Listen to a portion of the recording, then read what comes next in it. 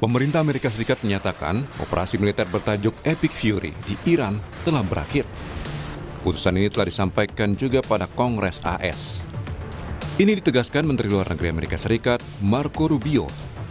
Usai Epic Fury berakhir, AS kini melakukan tahap proyek kebebasan atau melepaskan kapal-kapal yang sebelumnya terjebak di Selat Hormuz. I think you're linking it. The operation is over. Epic Fury, as the president notified Congress, we're done with that stage of it. Okay, we're now on to this project of freedom. As far as a negotiation is concerned, I think the president's been clear that part of the negotiation process has to be not just the enrichment, but what happens to this material that's buried deep somewhere that they still have access to if they ever wanted to dig it out. Selain itu, Amerika Serikat dan sejumlah negara-negara Teluk mengusulkan resolusi baru Dewan Keamanan PBB yang dirancang untuk mengecam Iran karena memblokade Selat Hormuz. Menteri Luar Negeri Amerika Serikat, Marco Rubio, bilang langkah ini diambil karena Iran terus menyandera perekonomian dunia dengan menutup jalur laut vital itu. Resolusi itu akan mewajibkan Iran menghentikan serangan terhadap kapal-kapal dagang dan upaya untuk memungut tarif bea masuk pada pelayaran di selat tersebut. Juga menuntut Iran untuk berhenti menempatkan ranjau laut di Hormuz dan mengungkapkan lokasi ranjau-ranjau tersebut. The UN was supposed to be a place where you could peacefully resolve global conflict. Right now you have a country who is unlawfully, criminally, and illegally taking possession of an international waterway and blowing up commercial vessels and putting mines in the water. I don't know if people appreciate how outrageous this is, how unacceptable it is that any country would fire and try to sink commercial vessels or put mines in the water. Both of these things are illegal. Sementara itu, Menteri Luar Negeri Iran Abbas Araghchi menemui Menteri Luar Negeri Tiongkok. Pertemuan ini berlangsung seminggu jelang pertemuan Trump dengan Xi Jinping.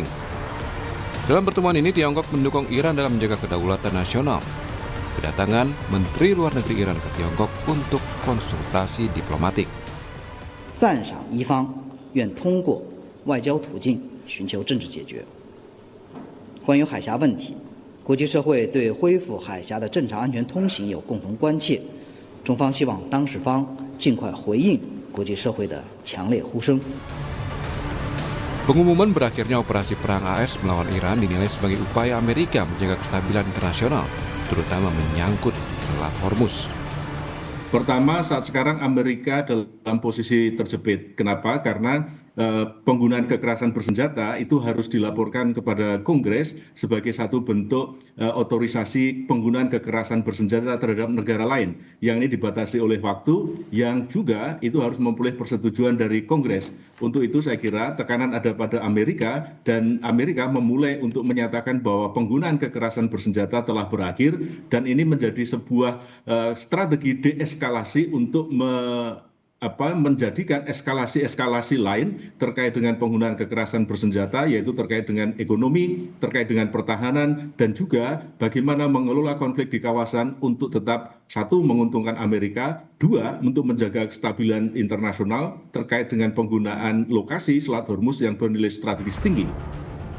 Meski mengumumkan perang berakhir, namun Presiden Amerika Serikat Donald Trump tetap bersikeras Iran harus mengibarkan bendera putih, tanda menyerah.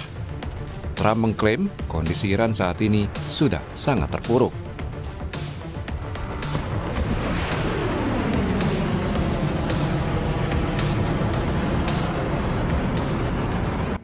Pemerintah Amerika Serikat menyatakan jika operasi militer bertajuk Epic Fury di Iran telah berakhir.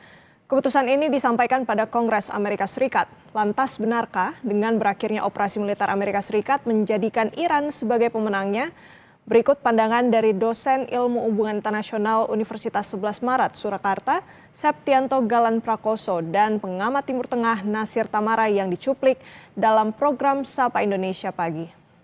Iran menang dalam hal ini, saya kira juga belum 100% karena memang pada akhirnya AS sendiri, Amerika Serikat sendiri yang kemudian mundur untuk untuk kemudian mengambil sebuah exit strategi seperti itu dari perang yang ada.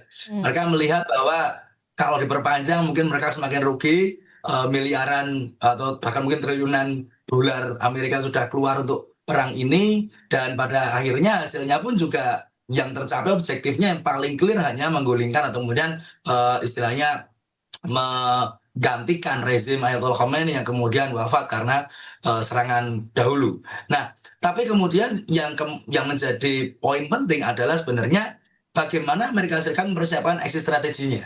Kalau kemudian mereka menyatakan secara sepihak Epic Fury berakhir, digantikan Project Freedom yang mengawal kapal di Selat Hormuz, tapi kemudian langsung tunda lagi begitu, ini menunjukkan adanya kebingungan atau juga ketidakpastian yang dilihat Trump, karena pada akhirnya mereka tidak bisa kemudian memaksa Iran untuk langsung menyetujui juga kalau kita harus selesai perangnya kelar, itu belum tentu begitu kan. Sehingga yang terjadi adalah mereka berusaha mencoba mengambil berbagai macam alternatif yang ada, termasuk salah satunya menyatakan kalau operasi militernya berakhir, mari kita negosiasi, tapi kalau Iran tidak setuju menghentikan blokade, kita akan ngebom lagi, seperti itu.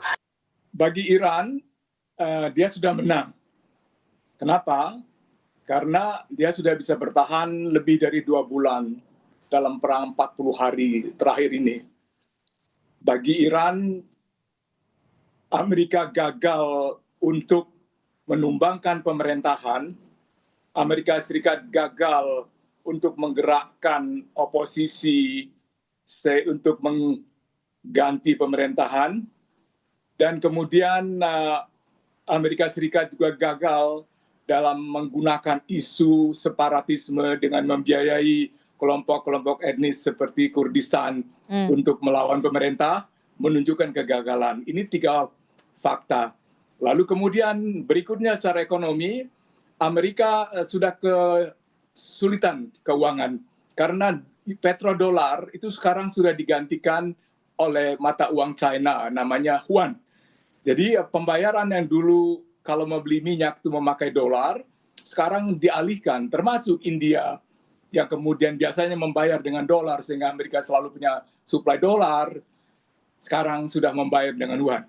Jadi faktor-faktor itu bagi saya yang sudah meneliti dan berada di Timur Tengah selama setengah abad ini yang patut kita perhatikan, dan itu mengapa saya berani mengatakan bahwa sebetulnya Iran sudah menang dan sekarang ini Amerika Serikat itu yang dalam masalah.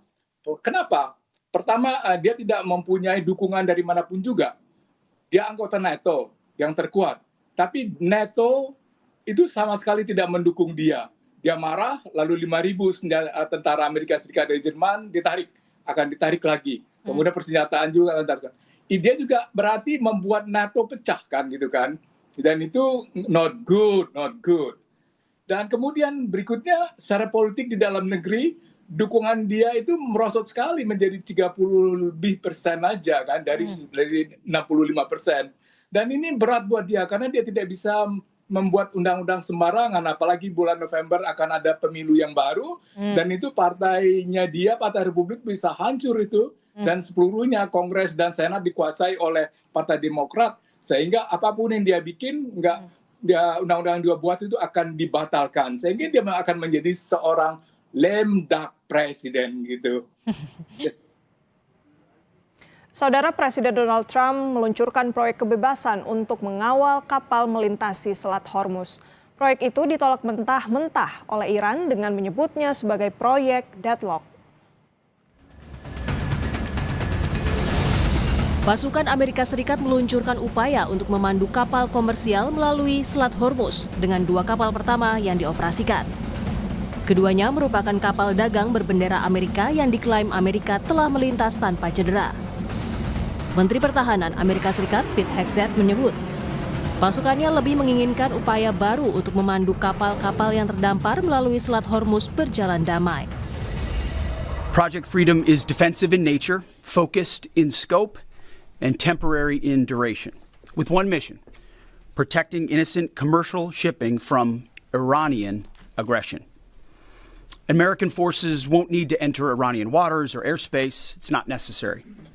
We're not looking for a fight, but Iran also cannot be allowed to block innocent countries and their goods from an international waterway. 2 U.S. commercial ships, along with American destroyers, have already safely transited the strait, showing the lane is clear. We know the Iranians are embarrassed by this fact. They said they control the strait. They do not. Menanggapi proyek usungan Donald Trump itu, Menteri Luar Negeri Iran, Seyed Abbas Araghchi mengatakan bahwa rencana Amerika untuk memandu kapal melalui Selat Hormuz justru akan menjadi proyek jalan buntu atau Project Deadlock. Hal itu disampaikan Araqchi melalui platform media sosial X. Araqchi memperingatkan bahwa saat ini pembicaraan mengalami kemajuan melalui mediasi dengan Pakistan. Amerika harus waspada agar tidak terseret kembali ke dalam rawa oleh pihak-pihak yang berniat buruk, begitu juga dengan Uni Emirat Arab. Project Freedom adalah Project Deadlock, kata Araqchi dalam unggahannya itu. Hanya berselang 1 hari setelah diluncurkan, Donald Trump justru memberikan kabar terbaru mengenai proyek kebebasan yang digadang-gadangnya memiliki misi kemanusiaan. Presiden Donald Trump mengumumkan penangguhan sementara Project Freedom atau proyek kebebasan. Dalam pernyataannya di platform Social Truth miliknya, Trump mengatakan bahwa jeda tersebut memberikan waktu untuk merampungkan potensi perjanjian damai dengan Iran menyusul permintaan Pakistan serta negara-negara lain. Trump juga menyebut bahwa dalam permintaan itu terdapat kemajuan yang signifikan dalam negosiasi dengan perwakilan Iran. Di sisi lain, Amerika Serikat melalui Menteri Luar Negeri Marco Rubio menyebut bahwa Amerika Serikat sangat berharap Tiongkok dapat berbicara dengan Iran mengenai Selat Hormuz. Harapan itu salah satunya adalah dapat melunakkan Iran dalam ketegangan di Selat Hormuz.